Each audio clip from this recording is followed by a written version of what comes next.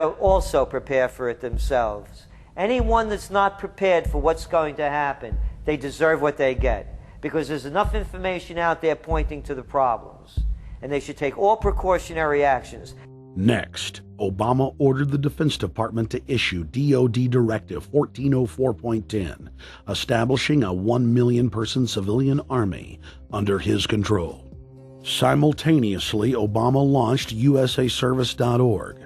The new website deceptively masquerades as a federal agency, but in reality is a recruiting tool building a separate, completely private army outside of government that takes orders directly from Obama's controllers. Barack Obama has refused to rescind Presidential Decision Directive 51, signed by George W. Bush. The directive plainly states the president is a dictator and that Congress is ceremonial. We cannot continue to rely only on our military in order to achieve the national security objectives that we've set. We've got to have a civilian national security force that's just as powerful, just as strong, just as well funded.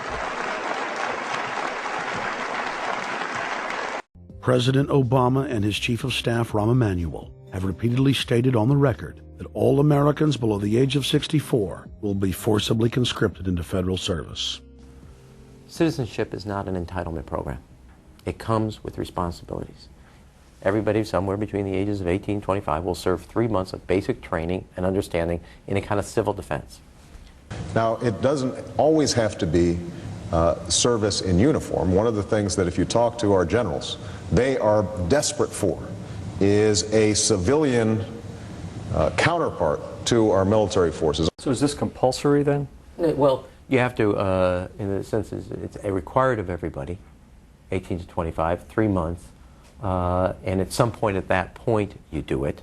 Obviously, I'm not going to say perfect legislation. We'll work that process through. You could do it during a college summer, or you could do it after Anytime. high school. If you have a demagogue with a fanatical mass movement of personality cultists who is imposing the program of a group of extreme bankers and finance oligarchs, that's fascism. Obama's transition site, change.gov, proclaimed that middle school and high school students will be forced to serve the federal government. Fascism is gutter up, streets up, hooligans, thugs, fervently idealistic students, swarming adolescents, just the kind of thing you see around Obama. The way you get a population to enslave itself when the police and the army are no longer enough to do that. So I think that's if you're a left liberal, it's time to open your eyes to that. All young Americans between the ages of 18 and 24 will be conscripted into a paramilitary domestic security force. If Obama has his way, adults and seniors will also be forced into other forms of service for the betterment of the homeland. Number 3, disarming the American people. Obama operatives in the Congress have introduced more than 10 bills that would end the Second Amendment as we know it. H.R. 1022 would allow the new Attorney General Eric Holder the dictatorial power to ban any gun he wishes at will. In 2008, before the Supreme Court, in the D.C. gun ban case, District of Columbia versus Heller, Holder argued for the complete disarmament of the American people and that only the military should own firearms. H.R. 257 would ban all youth shooting sports, including YMCA and Youth Olympic shooting clubs. H.R. 45 would force all gun owners to undergo federal psychological screening, registration, and testing to keep their firearms.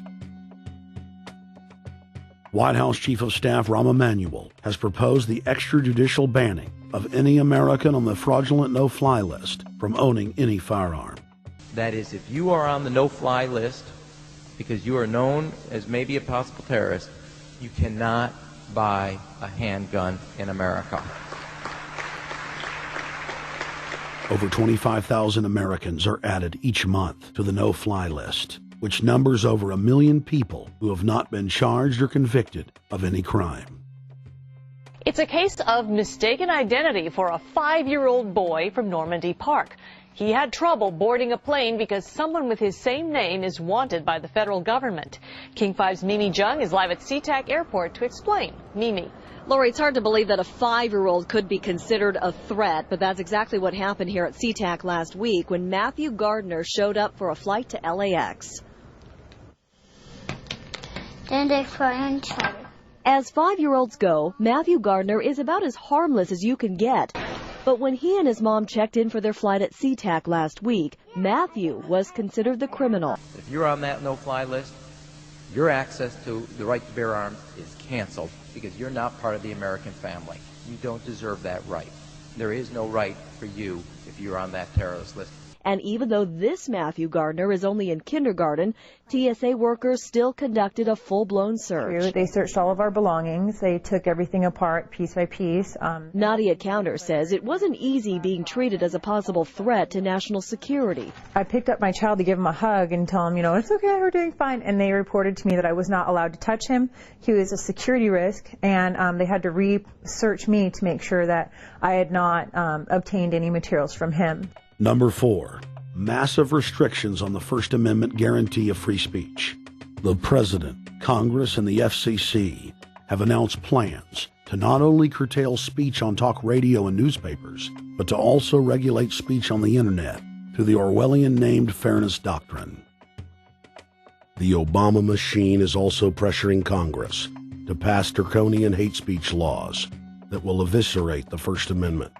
Number 5, they plan to further federalize health care so that the government can dictate what kind of care citizens receive.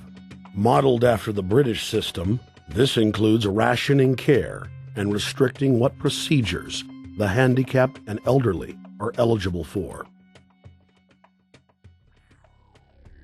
Number 6, Obama is already pushing to expand the Department of Defense budget and to station more U.S. troops overseas to encircle Russia, China, Iran,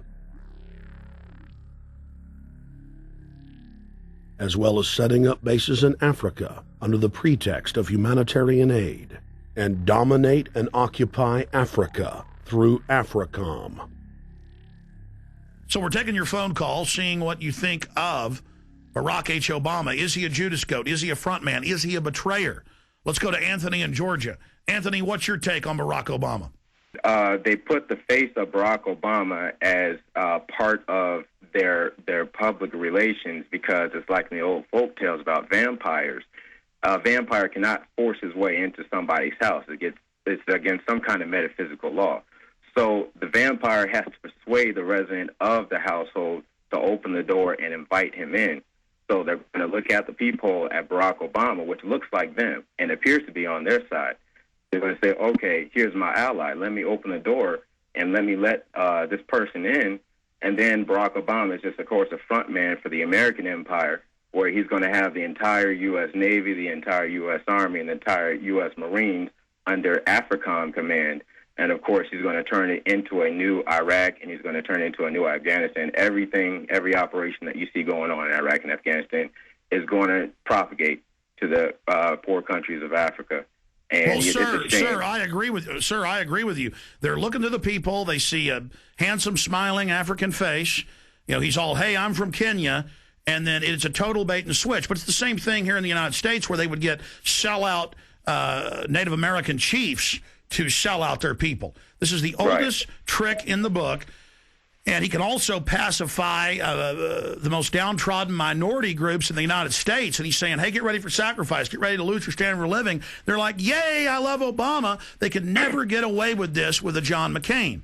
Obama basically does a couple of things. One is, again, this idea, kick the Chinese out of Africa. Kick them out of Sudan where they get oil. Kick them out of Zimbabwe where they get raw materials. Start a civil war in Congo, another big source of raw materials. Al-Qaeda, an arm of the U.S. intelligence community, is now active in Algeria, Tunisia, Morocco. You've got a destabilization going on in Kenya around Odinga. That's Obama's cousin. This is a guy who has two children. They're Obama's niece and, nephew in a broad sense.